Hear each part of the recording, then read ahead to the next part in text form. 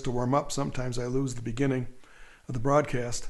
So I'm going to be talking about jazz improvisation and the blues element in jazz improvisation.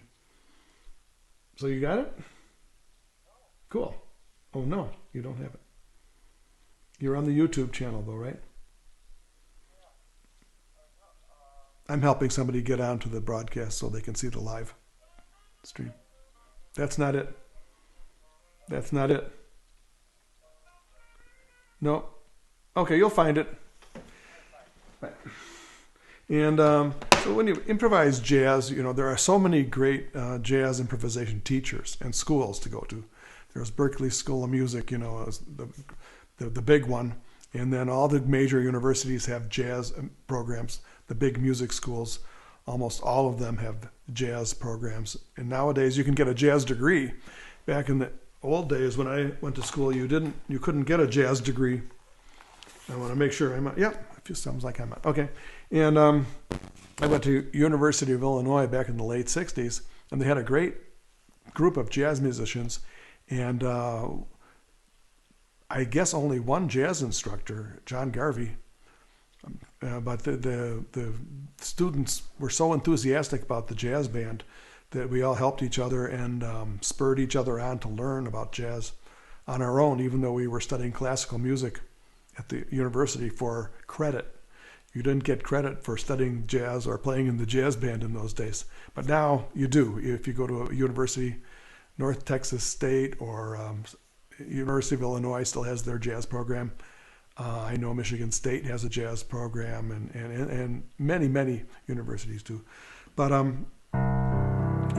if you study jazz, I never actually took jazz lessons. I studied classical piano, and one of my first teachers, when I was 12 years old, I said to him that I wanted to learn how to play jazz and popular music. He goes, "You study classical music and you can play jazz easily." So I believed him. I don't know if that's categorically true all the time, but it worked out in my case. I studied jazz on my own. And when you study jazz improvisation, I don't know all the methods that people teach, but there are some great teachers. I know Greg Fishman has international teaches internationally, all his students, and teaches improvisation based on, I believe, scales and licks and transcribing solos, or however. By the way, transcribing solos is one good approach, and very, very helpful in learning jazz improvisation. So I know you learn scales. You learn the major scale, like you do in classical music. There's the major scale, and improvise on that scale. What I watched very carefully when Clark Terry taught a beginning improvisation class in public in front of actually a fairly large audience. And he had all the young students lined up. He goes, "I want you to improvise." And he had a professional rhythm section, very good rhythm section. Larry Novak was playing piano, I believe, a Chicago piano player. And he said, "Just one note, improvise, playing one note." So what do you do when you improvise when you're only playing one note? Well, you have to improvise rhythmically, because you've got the rhythm section. Of course, they're not limited note. You've got the piano player comping, and they're playing a blues background, and the horn player is instructed to only play one note. So you're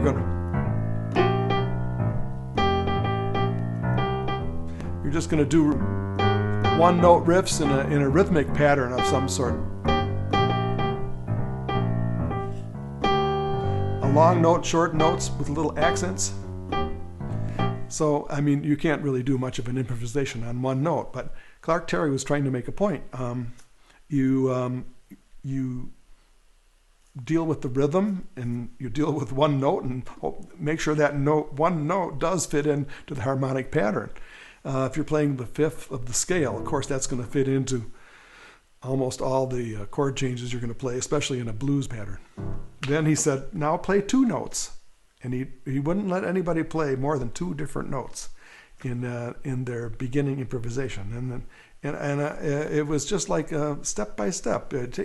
Take small bites, baby steps, and then you can learn how to improvise like that. So and then later on you learn scales, and you learn chords, arpeggios, and you can ease into your improvisation that way. And sometimes you can listen to the great improvisers, and they are playing actually fairly simple licks based on 2 or 3 notes sometimes. And copy those. Why not? They're the great improvisers. But I'm going to talk about what it is to add a blues lick to a song, even if it's in a major key. Can you add blues licks to a song if it's in a major key? I might put that in the title. I don't know, but sometimes you'll hear improvisations that are very kind of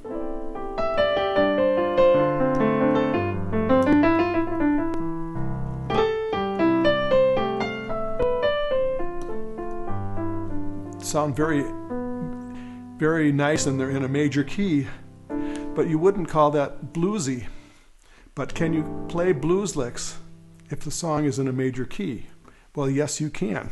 Sometimes some of these, if you learn a few blues licks, they can fit in almost anywhere. We'll take a song like a public domain song.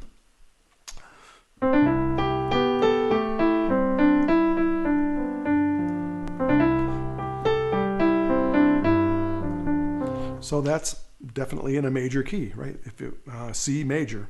How can you make that sound bluesy if you improvise on it? Does that seem impossible? Well, no. You can take a blues lick that you're going to play anyway if you're playing a blues, and you can find a place to interject that into your improvisation. So I'll start maybe not so much bluesy, and then I'll try to throw in a couple of blues licks. So. Of course, I'm getting a little swing feel.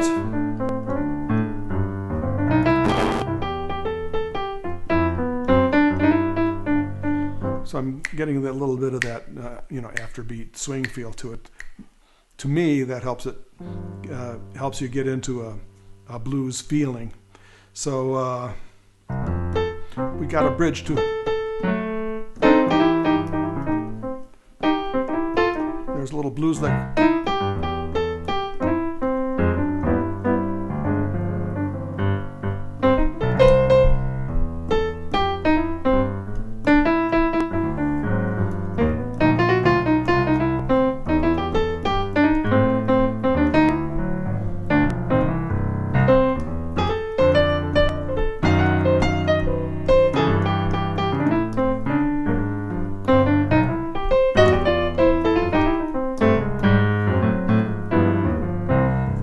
So there you go, song in a major key. Add a few blues licks to it, and you're getting a bluesy feel. And I learned this term from my friend Billy Mitchell in LA, and he calls it the blues element.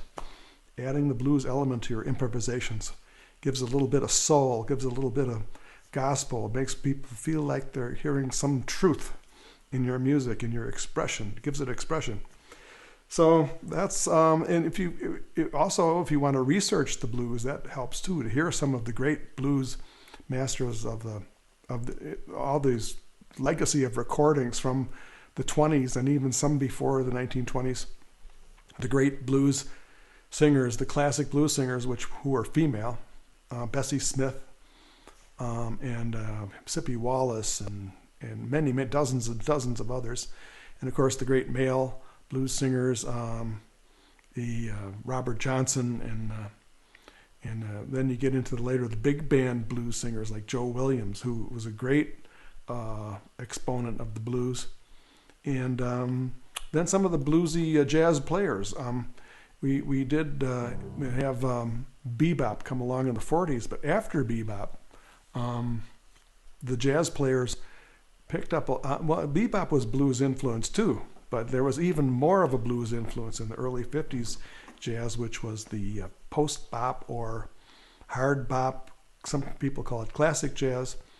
And the bebop songs were more complex, so they got into less complex songs, but more of a blues, like I think Art Blakey did this.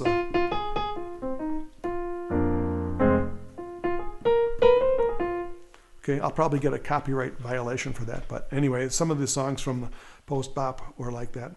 And if you listen to the Ray Charles, listen to some of his simple piano licks where it can just kill you with the expression and the blues element in his expression and in his playing. So I'm kind of rambling here, but I'm trying to stress a point that you're going to learn from some great teachers on how to improvise, and but sometimes you can just play like Clark Terry did, one note, and if you play it with the right expression, you can communicate a lot with just one note or two notes, and then adding blues licks, and also work on your technique.